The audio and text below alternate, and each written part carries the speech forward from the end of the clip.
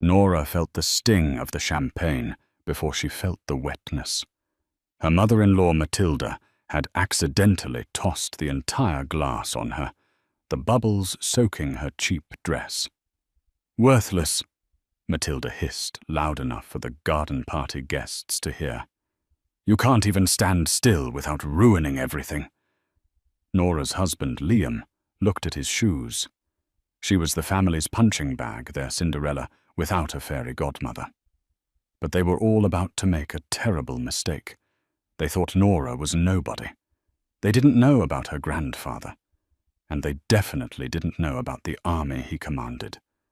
Life for Nora Ashford was a masterclass in invisibility. She lived in the sprawling 5-bedroom executive home of her in-laws, Gregory and Matilda Ashford, yet she occupied less space than the potted ficus in the hallway. Her days were a quiet loop of chores performed on eggshells. She woke before the family made coffee. She wasn't allowed to drink. Matilda preferred her expensive pod-based machine and prepared breakfast only to eat a piece of dry toast in the laundry room while the family, Matilda Gregory and their spoiled daughter Chloe, discussed their day at the dining table. Nora had met Liam Ashford in college. He was then a man separate from his family kind, a little shy with a warmth that seemed to fill all the cracks in her own quiet life. She was an orphan, or so she'd told him. It was the simplest explanation. They fell in love with the gentle, inevitable pull of a tide. He was her anchor. Then they married. The wedding was small. Nora had no one to invite, and the Ashfords were already signaling their disapproval. "A library assistant," Matilda had scoffed, her voice like grinding glass. "Liam, you could have had a doctor, a lawyer, a Rothschild, and you bring us this." From the day she moved into the Ashford home, the anchor Liam was supposed to be became a chain. The family was new money, having clawed their way to suburban affluence through Gregory's moderately successful import-export business. They were desperate to be seen as old money, and Nora, with her worn cardigans, her quiet demeanor, and her complete lack of a dowry or connections, was a stain on their perfect beige-carpeted image. Nora the Silver needs polishing, Matilda would call just as Nora was settling down to read. And use the good polish, not that cheap stuff you like. "Nora, my golf clubs are still in the trunk," Gregory would grunt, tossing his car keys onto the table, never making eye contact. "See to it." "Nora," Chloe would whine, "this report for my marketing class is so boring. Can't you just write it for me? It's not like you do anything important." Her worst tormentor, however, was Matilda. She was a woman who weaponized passive aggression. She would accidentally donate Nora's clothes to charity. She would forget to set a place for her at dinner when guests were over. "Oh, Nora, are you still here?" she'd say with a theatrical gasp. "I'm so sorry, darling, we're just so cramped. Would you mind eating in the kitchen? Mrs. Henderson is telling us all about her trip to Aspen." And Liam, the man she loved. He was a ghost in his own home. He loved Nora. She knew it. In the rare moments they were alone, hidden in their bedroom, he was the same man she'd married. "I'm sorry, Ellie," he'd whisper, kissing her hair. "They're just stressed. Dad's business isn't great. They'll warm up. I promise." But the promises were as empty as the praise she never received. When his family was present, Liam would shrink. He'd find an urgent email to answer. He'd stare at his phone. He'd nod silently when Matilda said, "Liam, darling, Nora's presence is really bringing down the mood. Can't you talk to her?" Talk to her, as if she were a misbehaving dog. The present day was Chloe's 25th birthday party, a lavish garden affair designed to showcase the Ashfords' status. Nora had been tasked with helping the hired catering staff. "It's the least you can do, seeing as you didn't contribute to the gift," Matilda had said that morning, pointedly looking at the small, hand-bound book of poetry Nora had bought for Chloe. Matilda had picked it up with 2 fingers and dropped it in the recycling bin. "We don't need more clutter." So here Nora was in a simple navy blue dress, the only one she owned that wasn't stained or frayed, carrying a tray of champagne flutes. "You see that dress?" one of Chloe's friends whispered not quietly enough. "It's from a department store, a discount one." Chloe laughed a high-pitched, cruel sound. "She is the discount one. My brother's bargain bin wife." Nora kept her head down, her cheeks burning. She just had to get through the day. She navigated the flagstone patio, her hands steady, when Chloe's fiancé, a smug young man named Chad, stepped backwards without looking. He collided with Nora, the tray tilted. A dozen champagne flutes from real crystal rented for the occasion smashed onto the stone, spraying expensive champagne and glass shards over Matilda's pristine white roses. The party went silent. Nora's blood ran cold. I'm so sorry, You." Matilda's voice was a low, dangerous viper's hiss. She stormed across the lawn, her face a mask of purple rage. "You clumsy, worthless little fool." She didn't stop. She swung her arm back and slapped Nora across the face. The sound was as sharp and clean as the breaking glass. Nora's head snapped to the side, her hand flying to her stinging cheek. Gasps rippled through the crowd. "Look at this!" Matilda shrieked, pointing at the mess. "Look what you've done, hundreds of dollars in crystal ruined. You can't do one single thing right, can you? You are a walking disaster, a leech. My son has to pay to be married to you." Nora looked at Liam, her eyes pleading. He stood frozen by the barbecue, a spatula in his hand, his face pale. He looked at his mother. He looked at Nora. He looked at the ground. He said nothing. That single resounding silence was louder than the slap. It was the sound of Nora's last thread of hope snapping. "Clean it up!" Gregory boomed, his face red with embarrassment. "Now, get a dustpan and stay in the kitchen for the rest of the night. You've embarrassed us enough." Nora, her vision swimming with tears she refused to let fall, knelt on the stone and began picking up the shards of broken glass with her bare hands as the party slowly, awkwardly resumed around her. Nora wasn't an orphan. She was a Vance. The name Vance didn't mean much to most people. It wasn't plastered on skyscrapers or splashed across tabloids. The Vances didn't do new money. They were the kind of old money that owned the companies that built the skyscrapers. They were the silent bedrock wealth that wars, recessions, and scandals couldn't touch. They were the money that funded governments that owned islands, that treated billionaire as a slightly vulgar term for people who still had to count. Her grandfather, Cornelius Vance, was the patriarch. He was a man who could and had made stock markets pivot with a single quiet phone call. He was also the man who had raised Nora after her parents, his only son, and his beloved daughter-in-law died in a tragic sailing accident when she was 6.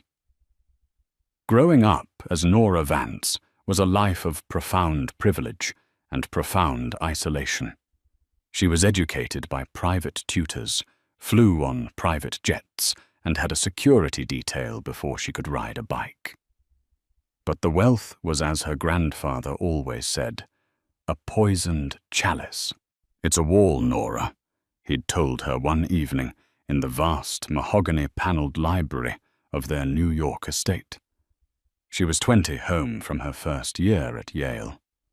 It surrounds you, it protects you, but it also prevents you from ever knowing if someone sees you or if they just see the vault. He had seen it his whole life.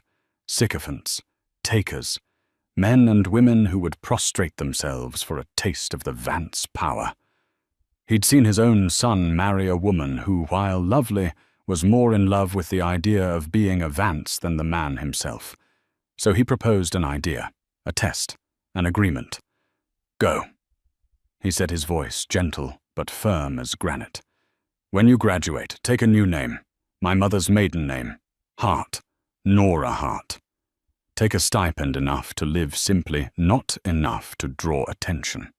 For 5 years, live a normal life, get a normal job. Find people who love Nora Hart. Find a man who loves you for your mind and your heart, not for the balance sheet you represent. And if I'm in trouble," she'd asked, her voice small, "you will never be in real trouble." He'd smiled, a rare, warm expression. He tapped a heavy, black, old-fashioned telephone on his desk. This was his red line, a secure satellite phone that didn't go through any switchboard. "You will have this number. You will memorize it. You will only use it in the most dire of circumstances, and you will use the code phrase we practiced." The code phrase was from a game they played when she was a child. "The Iron Eagle is nesting." "If I hear those words," he'd said, his eyes turning serious, "I will know the test is over, and I will come, and I will bring the full resources of this family to bear on whatever or whoever has threatened you."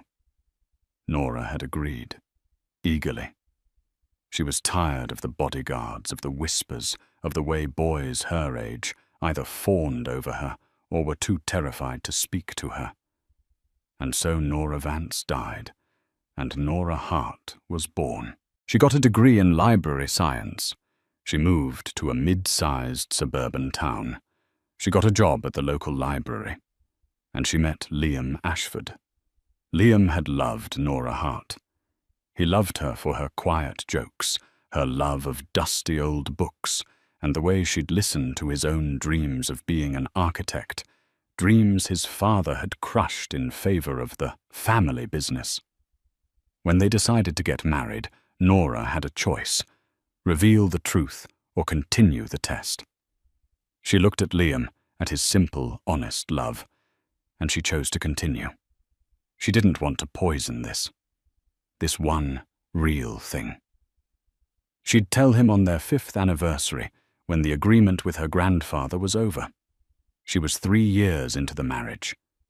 2 years to go. She had in her darkest moments been tempted, when Matilda locked her out of the house for an hour in the rain for forgetting to buy the right brand of milk.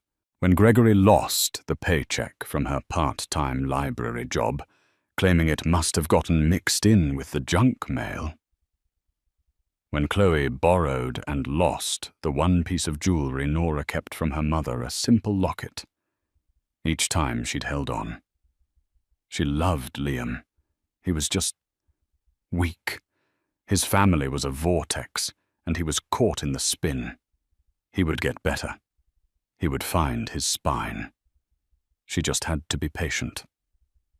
That night, after the garden party humiliation, she sat on the small cot-sized bed in their guest room turned storage closet that the Ashfords had given her. Her cheek throbbed. Her hands were crisscrossed with small red cuts from the broken glass.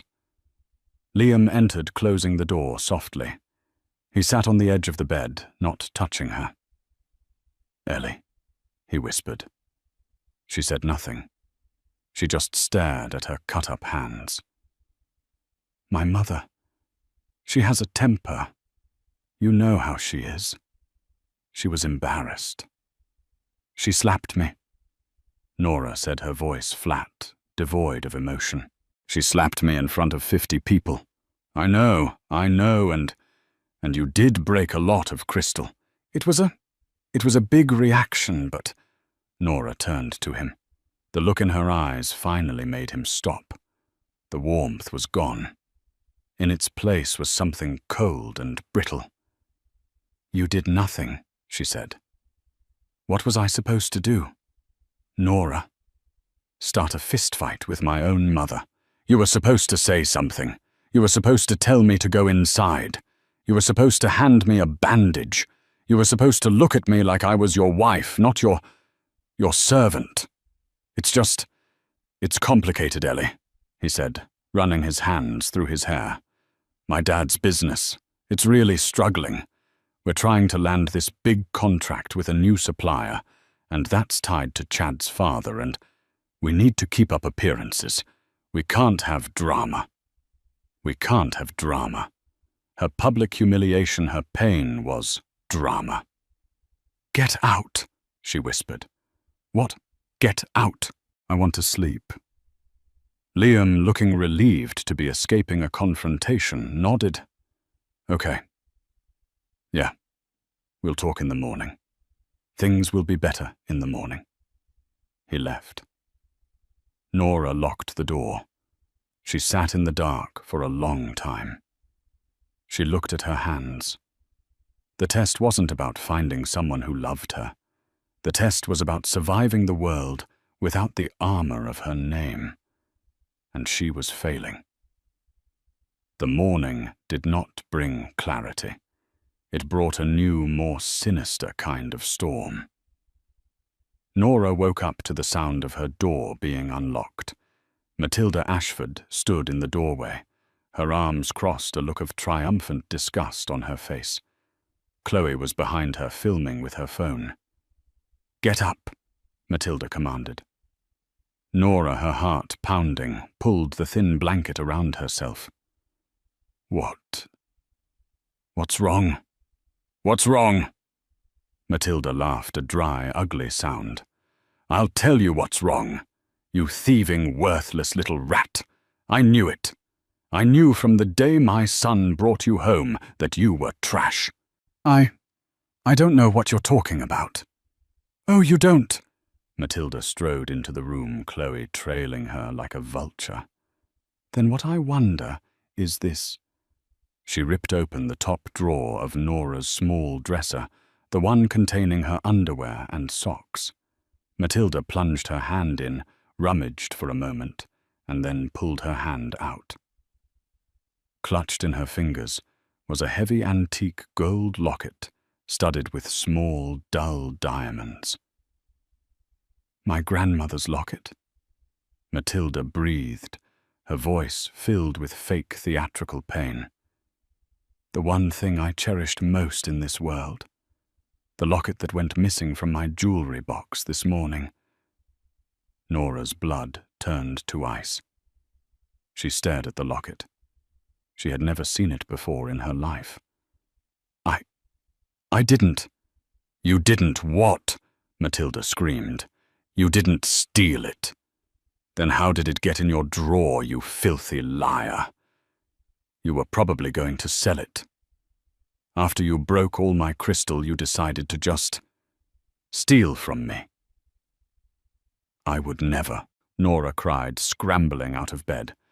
"Matilda, I swear to you I have no idea how that got there." "Of course you don't." Chloe sneered, her phone's camera light a red, demonic eye. "Things just magically appear in your drawers. Maybe it was the library fairy." "This is it, Nora," Matilda said, her voice dropping to a cold, calm level that was far more terrifying than her yelling. "I have put up with you. I have tolerated your presence in my home, your leeching off my son, your constant embarrassment. But this is a crime. You have committed a crime." "What are you going to do?" Nora whispered, backing against the wall. "What am I going to do?" Matilda smiled, a thin, cruel slash. "I'm going to do what I should have done 3 years ago. I'm calling the police." "No. Please, Matilda, don't. I didn't do it." Nora looked past, her desperation in her eyes. Liam and Gregory were standing in the hallway, drawn by the noise.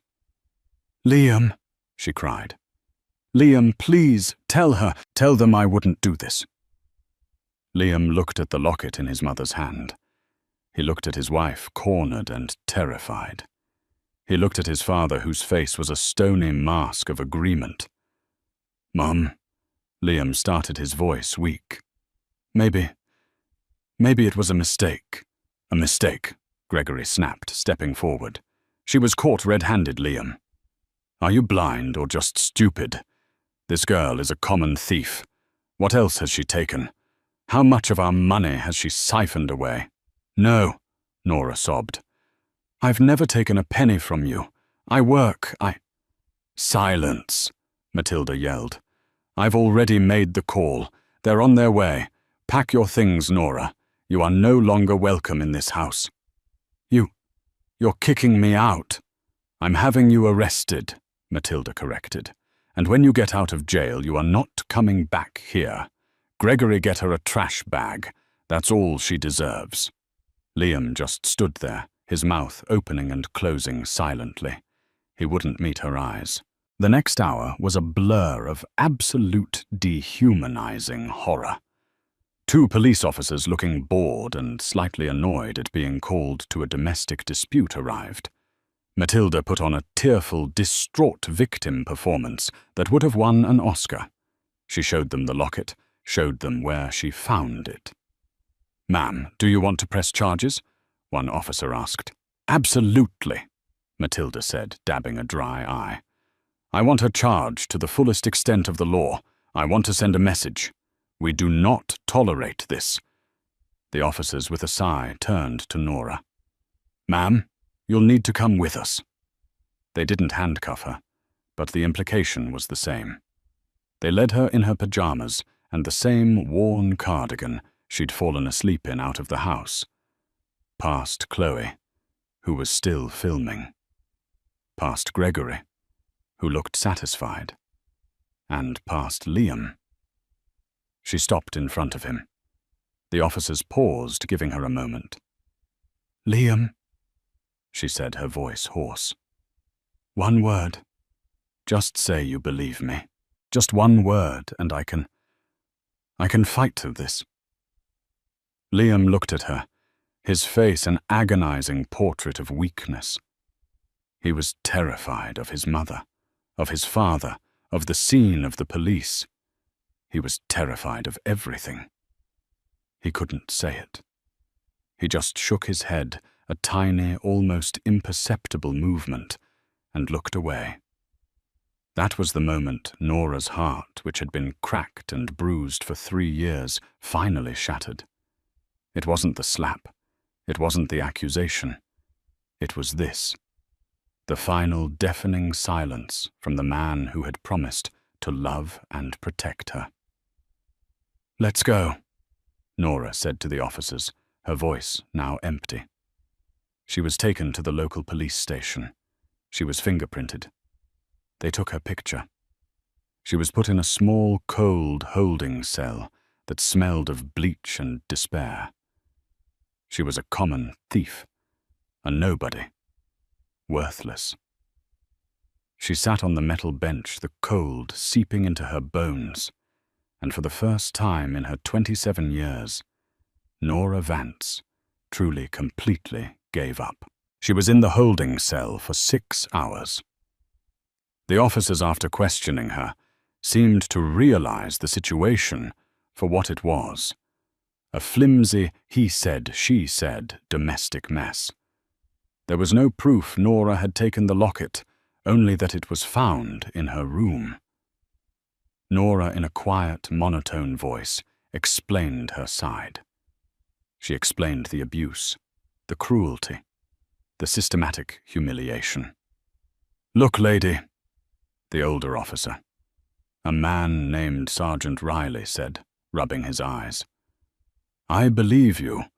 I've seen families like this my whole career. The mother-in-law's story has more holes than a spaghetti strainer. But she is the one pressing charges, and the locket was in your room. My hands are tied. So, what happens? Nora asked, her voice cracking. We can't hold you. There's not enough. We're releasing you on your own recognizance. But you've got a court date for an arraignment. And Mrs. Ashford. She filed a temporary restraining order. You can't go within 500 feet of the house. He pushed a small bag of her belongings, her shoes, her cardigan, her keys, which were now useless, through the slot. You're free to go. Free. She was free to be homeless, jobless, and facing a criminal charge. She walked out of the police station into the late afternoon gloom. It had started to drizzle a cold, miserable rain that matched her soul. She had no coat. She had her library ID and she checked her cardigan pocket. A single crumpled $20 bill. She had no one. Her friends from the library. They were acquaintances, not call at 3 a.m. from jail friends. And Liam. She looked at her cheap pay-as-you-go phone. No missed calls. No texts. He hadn't even checked to see if she was okay. She walked. She didn't know where she was going. She just walked until her shoes were soaked and her hair was plastered to her stinging cheek.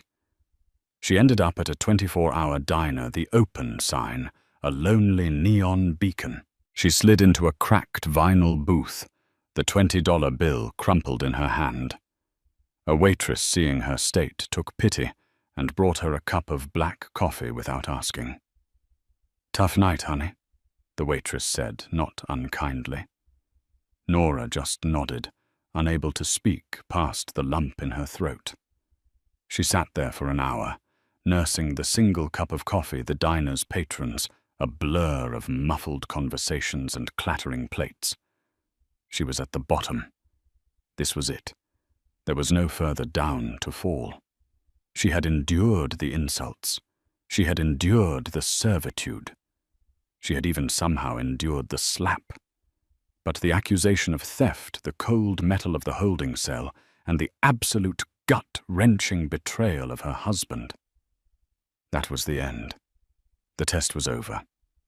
Her promise to her grandfather was to find true love. But the agreement also had a fail-safe. In the most dire of circumstances, what she thought a bitter, hysterical laugh bubbling in her chest could be more dire than this. She thought about the phone number. She'd recited it to herself every night before bed for 5 years, a mental lifeline. She thought about the code. The Iron Eagle is nesting. It felt absurd, like a line from a spy movie. She was just a woman in a diner, soaked and beaten down. But she was also a Vance. She pulled out her phone. The battery was at 14%. She looked around the diner.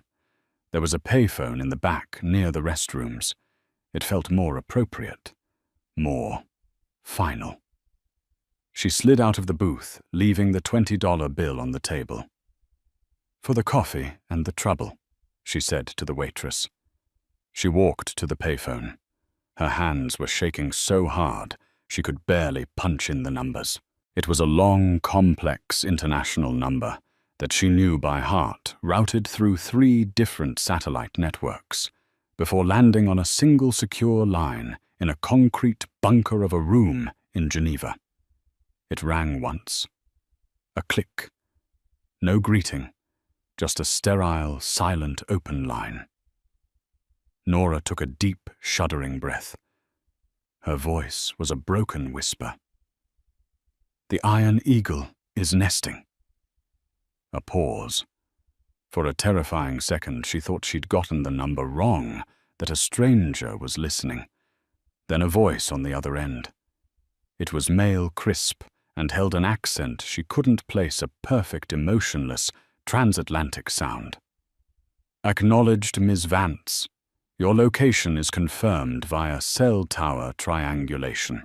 A clean phone has been remotely activated. Check the women's restroom 3rd stall inside the sanitary disposal unit. Await instructions. Stand by." Click. He hung up. Nora stood there, the receiver still pressed to her ear. Miss Vance. He had called her Miss Vance. She slowly hung up the phone. Her legs felt weak. She walked into the women's restroom. It was empty. She went to the third stall.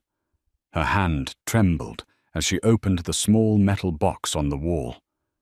Tucked inside, underneath the liner, was a small sealed plastic bag. Inside was a black, featureless burner phone, the kind she'd only seen in movies. She took it out.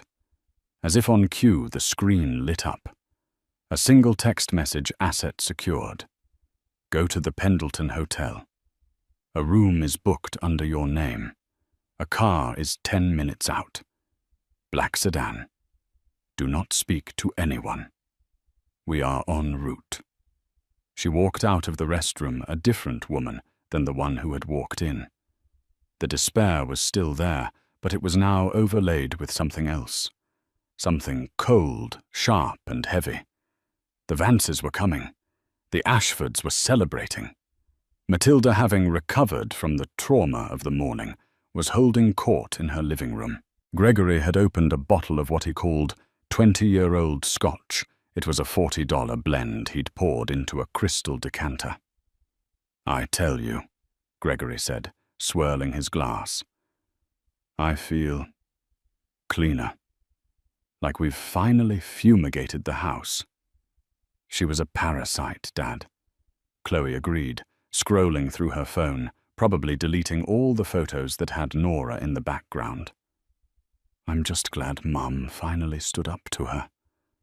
And Liam. He finally saw the light. Liam, in fact, was not seeing the light. He was sitting in the corner nursing a beer, his stomach in a cold, tight knot. He'd spent the last 8 hours in a state of growing panic. He'd tried calling Nora's phone, but it went straight to voicemail. He'd called the police station, and they'd confirmed she'd been released. Released. Into the rain. With no money. No phone. No him. He had failed. He knew it. The look in her eyes as the police led her away. It was a look of such complete, devastating finality. He had broken her. Liam, stop moping, Matilda snapped, noticing his expression. You should be celebrating. You're free, we're filing for an annulment tomorrow. We'll say she, I don't know, fraudulently misrepresented herself. Which is true. She was a common thief. Now you can finally find a girl from a good family, like Chad. Yeah, buddy, Chad, Chloe's fiancé, said, clapping him on the back. Plenty of fish in the sea, and you just got rid of the carp, the gross bottom feeder one. Liam just nodded, taking another swallow of beer. He felt sick. The celebration was interrupted by a new sound. It started faint, a low, rhythmic whoomp, whoomp, whoomp that seemed to be coming from everywhere at once. Gregory muted the TV. Is that a helicopter? Must be the news for that pile-up on the interstate, Chad said, heading to the window. The sound grew. It wasn't just a sound, it was a vibration. The crystal glasses on the shelf began to chatter. The whump, whump, whump was now a deep, guttural thwup, thwup, thwup that shook the very foundations of the house. My God, Gregory said, joining Chad at the window. It's not on the news, it's here. Matilda and Chloe ran to the window. Their mouths fell open. Descending from the darkening sky, its landing lights like the eyes of an angry god, was a helicopter. But it wasn't a small news chopper. This was a monster. A sleek black military-grade Sikorsky S-92. It was the kind of machine that transported presidents, not suburbanites. It was not landing in the street. It was landing on their lawn. The immaculate 50-foot by 50-foot patch of Kentucky bluegrass that Matilda preened over was now the center of a hurricane. The downdraft flattened her prize-winning rose bushes. It sent patio furniture, the same furniture from yesterday's party, skittering across the flagstones like. A lawn gnome was decapitated by a flying lawn chair. "My zoning," Matilda shrieked, a sound of pure, unadulterated suburban rage. "They can't do that. Gregory, call the police. I think—" Liam whispered, his face white as a sheet. "I think they are the police." The massive aircraft settled onto the lawn, with a gentle sigh of hydraulics that seemed to mock the chaos it had caused. The turbines began to wind down, but the presence of the machine was overwhelming. It was an alien, terrifying object in their tiny, manicured world. The side door slid open. But it wasn't a SWAT team that emerged. First, two men in identical, impeccably tailored black suits stepped out. They moved with a fluid, predatory grace. They wore earpieces. They did not look like lawyers. They scanned the property, their eyes missing nothing, and took up positions on either side of the door. Second, a man in a different kind of suit, a dark grey bespoke suit that probably cost more than Gregory's car, stepped out holding a thin silver briefcase. He looked angry. He looked like a man who billed 2,000 an hour and was annoyed to be here. Third, Who is that?" Chloe whispered, her phone, now recording this new bizarre event. The third man to emerge was older, in his late 70s, but he moved with a disturbing vitality. He was tall, with a shock of thick white hair. He was wearing a dark cashmere overcoat, despite the mild evening. As he stepped onto the grass, he looked at the house with a look of profound, chilling disappointment. He ignored the stunned faces in the window. He ignored the two men in suits. He turned back to the helicopter and offered his hand. And out of the helicopter, stepping onto the ruined lawn, was Nora. But it was not the Nora they knew. The cheap, worn cardigan was gone.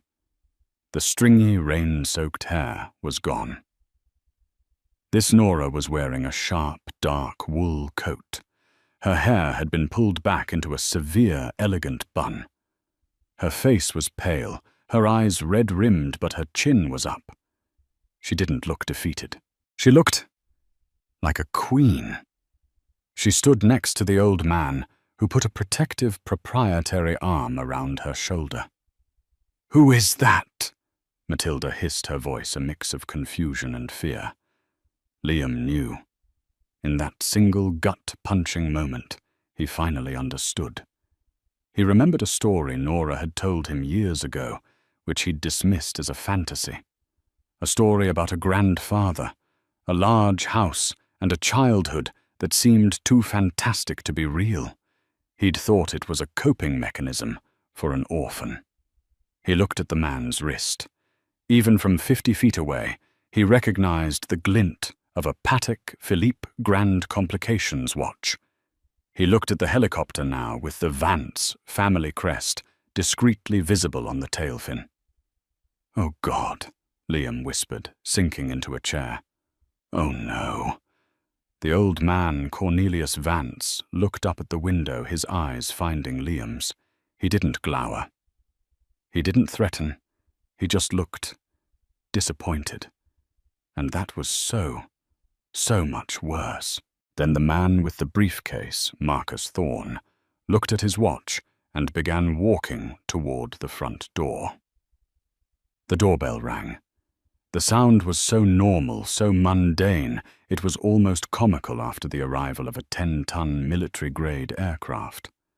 For a moment, no one in the Ashford living room moved. They were frozen, staring at the front door as if expecting it to explode. The bell rang again. 2 sharp, impatient chimes. "Gregory, answer it!" Matilda hissed, finally breaking the spell. Gregory, his face slick with a confused sweat, stumbled to the door. He fumbled with the deadbolt and pulled it open. Standing on his porch were 3 men. The 2 in black suits, Director Shaw, as his ID badge discreetly read, and his subordinate flanked a 3rd man. This was Marcus Thorne, the man with the briefcase. He was average height, with thinning hair and wire-rimmed glasses, but he radiated an aura of such compressed high-stakes intelligence that Gregory instinctively took a step back. He looked like a man who didn't just win lawsuits, he annihilated them. "McGregory Ashford," Thorne asked, his voice a smooth, polished baritone. "Yes, I am Marcus Thorne. I am a partner with the law firm of Skadden Arps, Slate, Mager and Flom. I am here as legal counsel for Mr. Cornelius Vance and his granddaughter Miss Nora Vance, whom I believe you know as Nora Ashford." The use of a real top-tier law firm, a name Gregory associated with hostile takeovers and billion-dollar mergers, hit him like a physical blow. I don't... Thorne didn't wait for an invitation. He simply stepped past Gregory and into the foyer, his 2 security men following, taking up positions that simultaneously blocked the exit and gave them a clear view of the entire ground floor. They didn't look armed, but the bulges under their jackets were not wallets. "Mrs. Matilda Ashford," Thorne said, nodding to the woman who was still clutching her curtains. "Ms. Chloe Ashford, Mr. Liam Ashford." He knew all their names. What is the meaning of this? Matilda finally found her voice, her suburban rage overpowering her newfound fear.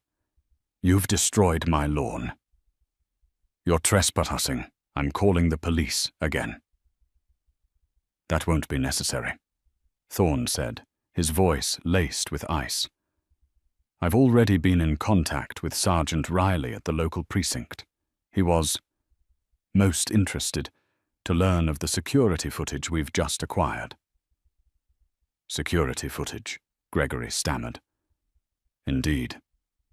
From the diner Nora visited, from the street cameras, and most importantly, from the internal nanny cam your daughter Chloe installed in the hallway, which we discovered with a simple electronic sweep.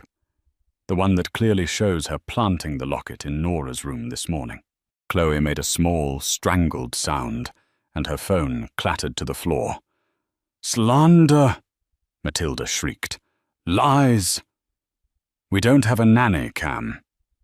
"You did," Thorne said, tapping his briefcase. "The digital logs are, shall we say, quite clear. Falsifying a police report, Mr. Ashford. That's a felony. Perjury. Conspiracy, shall I continue?" The room was silent, save for Chloe's panicked breathing. Thorne clicked open his briefcase. "But that is a matter for the criminal courts. We are here this evening to discuss the civil matter." He pulled out a thick bound document and slapped it onto the coffee table. "This," he said, "is a lawsuit for $50 million. 50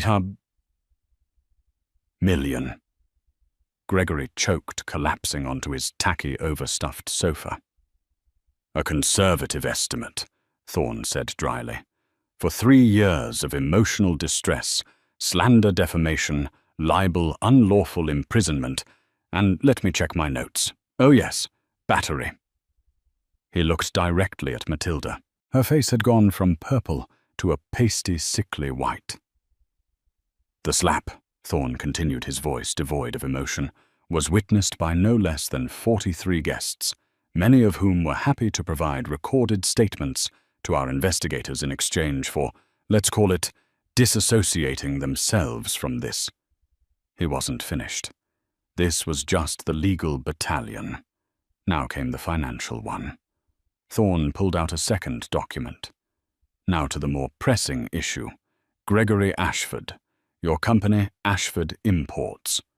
Gregory's head snapped up. "That's none of your business."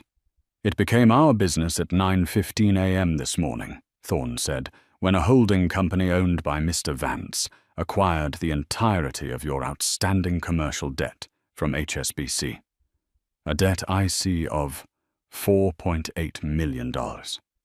You can't. We can. And we did. And as the new owners of your debt, we are calling it in. Payment is due in full, as of tomorrow. End of business. I don't have $4.8 million. Gregory was hyperventilating. I'll be ruined. You are already ruined, Mr. Ashford, Thorne said. You just haven't realized it yet. He turned to Matilda. Mrs. Ashford, your charity, the Ashford Fund for Children. Very noble. It's a slush fund. Thorne cut her off. And a very poorly managed one at that. An anonymous tip has already been made to the IRS regarding discrepancies. An audit is scheduled for 8:00 a.m. Monday. We expect them to find exactly what our forensic accountants found this afternoon. He turned to Chloe. Ms. Ashford, your engagement to Mr. Chad Rinaldi, is it? Chad, who had been hiding behind the sofa, winced. The Rinaldi family's construction empire does quite a bit of business with several Vance-owned subsidiaries. Mr. Rinaldi Sr. was devastated to learn of his son's association with a family facing felony fraud charges. The wedding, I'm afraid, is off, and Chad. Your job at your father's company has been re-evaluated. Chad looked like he was going to be sick. The army hadn't fired a shot. They hadn't touched anyone. They had simply, in the space of 5 minutes, dismantled the Ashfords' entire fragile world. Through it all, Nora and her grandfather had stood on the porch just outside the open door, listening. Cornelius Vance had his hand on his granddaughter's shoulder, a silent, grounding presence. Now, as the financial and legal executions concluded, he stepped inside. The 2 security men, Director Shaw and his associate, moved with him, their presence filling the room with a heavy, unspoken threat. They weren't there to hurt anyone. They were there to make sure no one moved in a way they didn't like. They were a physical manifestation of the new power dynamic. The Ashfords were no longer in their own home. They were in a holding cell. Cornelius Vance surveyed the room. He looked at the garish furniture, the cheap art on the walls that terrified broken people. His gaze was not one of rage. It was one of profound anthropological curiosity, as if he were observing a particularly unpleasant species of insect. He looked at Gregory, who was now weeping openly into his hands. He looked at Matilda, who was staring at him, her mouth opening and closing, but no sound coming out. He looked at Chloe, who was rocking back and forth, her social life in cinders. Finally, his eyes landed on Liam. Liam, who had not said a word. He was just staring at Nora, his face a mask of dawning, agonizing horror. This was the woman he had failed. This was the family he had allowed his own to torture. You, Cornelius said. His voice was not loud. It was a low, gravelly rumble, a voice accustomed to absolute, immediate obedience. Liam stood up, his legs shaking. Sir, You had a diamond, Cornelius said, his voice cutting through the man's pathetic excuses. A flawless, priceless diamond. And you let your family treat her like a piece of common glass. I love her, Liam burst out, a desperate final plea. Nora Ellie. I love you. I was scared. I was weak. But I love you. Nora looked at him. The man she had loved, the man she had built her life around. She saw him finally for what he was. Not a monster. Not an evil man. Just a coward.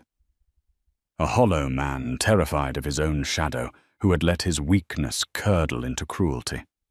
"No, you don't," Nora said, her voice clear and strong. It was the first time she had spoken.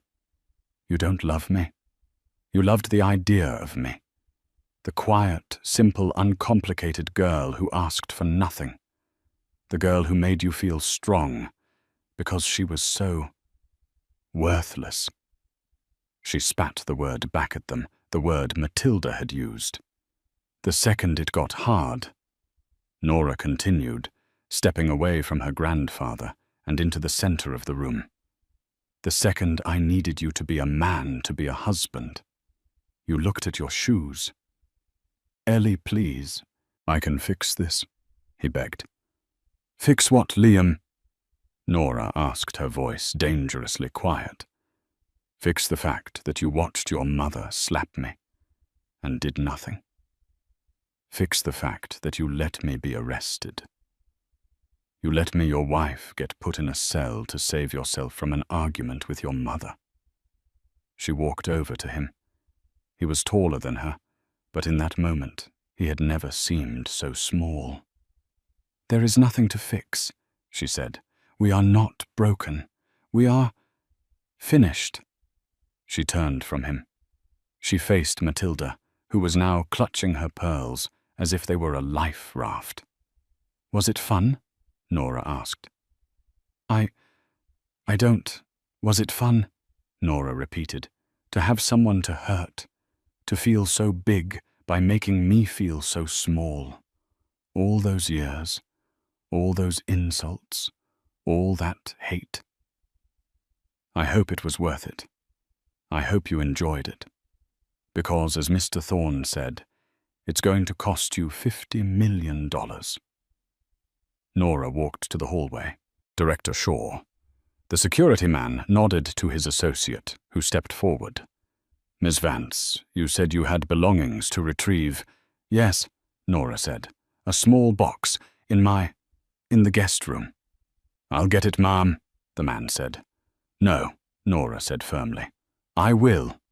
She held her head high and walked up the stairs, the same stairs she had scrubbed on her hands and knees. Director Shaw followed not to help, but to guard. She entered the small, cramped room. It looked as it had when she'd been dragged out. It didn't feel like her prison anymore. It just felt sad. She didn't pack her clothes. They were all tainted. She went to the small, loose floorboard under the bed, the one place she'd kept her real life. She pulled it up. Inside was a small, velvet-wrapped box. Inside was a simple locket. Not the gaudy one Chloe had planted, but a small platinum locket. Her mother's. The one she had told the Ashfords was lost. She'd lied. She'd hidden it, sensing they would one day take it. She put it on. It felt cool against her skin. She walked back downstairs. Her grandfather, Mr. Thorne, and the second security man were waiting in the foyer.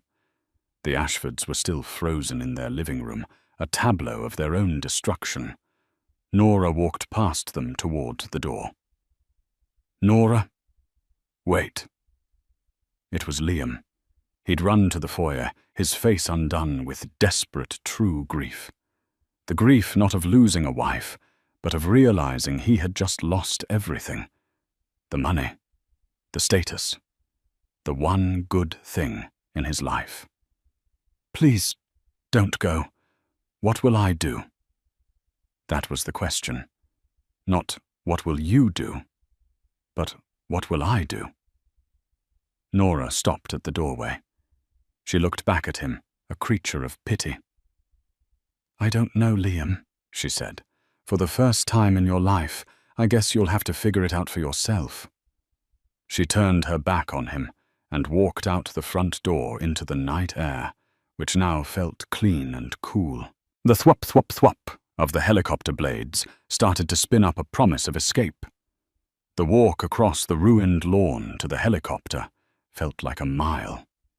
The wind from the rotors whipped her hair from its bun, but Nora didn't mind. It felt like it was blowing away the last 3 years of filth and compromise. Cornelius helped her up into the cavernous, leather-lined interior of the S-92. It was quiet inside, the sound of the engines, a distant, powerful hum. Director Shaw and Mr. Thorne climbed in after them, strapping themselves into the passenger seats without a word. The door slid shut, sealing them in. Nora looked out the window. She could see the Ashfords framed in their living room window, like figures in a dollhouse. Gregory was on the phone, probably to a lawyer who wouldn't be able to help him. Matilda had fainted a limp pile on the sofa. And Liam was standing on the porch, his hands in his hair, watching the helicopter, watching his life fly away. The helicopter lifted off a powerful vertical ascent. The house, the manicured street, the whole tiny, toxic neighborhood shrank beneath them until it was just another patch in the suburban quilt. Nora kept watching until it was gone. "Are you all right, my dear?" Cornelius asked, his voice a low rumble. He had taken her hand, his own large, warm and solid. Nora nodded, a single tear finally escaping and tracing a clean path down her cheek. It wasn't a tear of sadness. It was a tear of release. "I am now Grandpa." She whispered the name, feeling foreign and familiar on her tongue. "You did well," he said, patting her hand. "The test was harder than I ever intended. I wanted you to find love, not that." "I thought it was love," Nora said, looking at her hands, the small, faint white scars from the broken glass still visible. "I really did. I thought his weakness was just gentleness.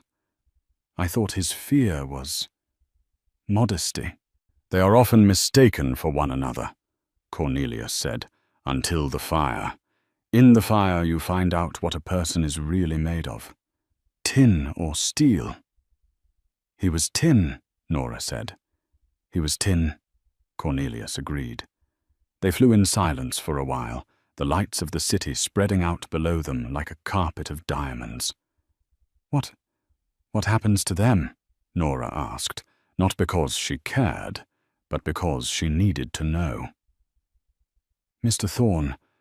Cornelius nodded to the lawyer who was already on his laptop. Thorne looked up, adjusting his glasses.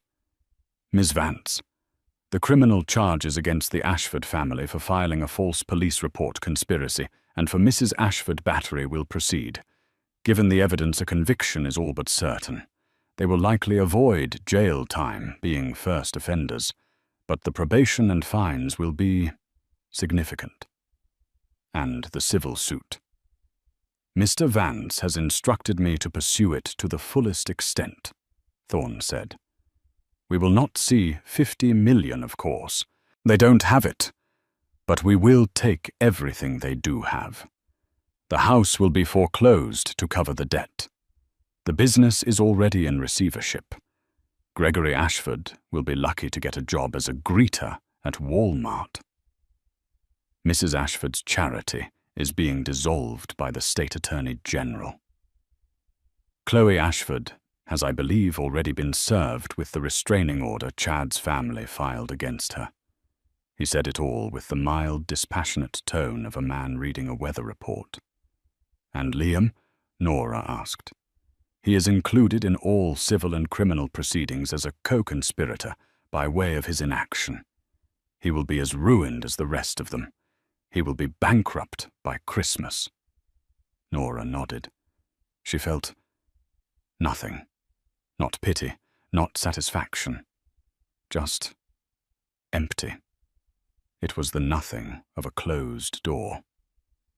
"Good," she said, and she was surprised to find she meant it. "Where are we going?" she asked, turning to her grandfather. "Home," he said, smiling. "To New York. It's time for Nora Vance to come back to the world. You've been gone too long." The helicopter banked east toward the rising sun. Nora leaned her head against the cool window. She was free. She was no longer Nora Hart, the library assistant. She was no longer Nora Ashford, the worthless wife. She was Nora Vance, and her private army of lawyers of security, of devastating financial power, was just a phone call away. But as she looked at her own reflection in the glass, at the strong, tired but unbroken woman, looking back, she had a feeling she wouldn't be needing them. She had survived the fire, and she had learned the hard way that she was not made of tin. She was made of steel. Thank you for watching this story. It's a powerful reminder that a person's worth is never ever determined by the people who try to tear them down. Nora's in-laws saw her as worthless because they were so blinded by their own insecurity and greed. They forgot the most important rule: never ever underestimate a quiet woman. You never know what kind of power or what kind of army she has behind her. What did you think of the Ashfords' takedown? Was it too much, or was it exactly the karma they deserved? Let me know your thoughts in the comments below. If you loved this story and want to hear more tales of dramatic karma, stunning twists, and powerful comebacks, please hit that like button, share this video with someone who needs to see it, and be sure to subscribe to the channel. We have new stories coming every week, and you won't want to miss a single one.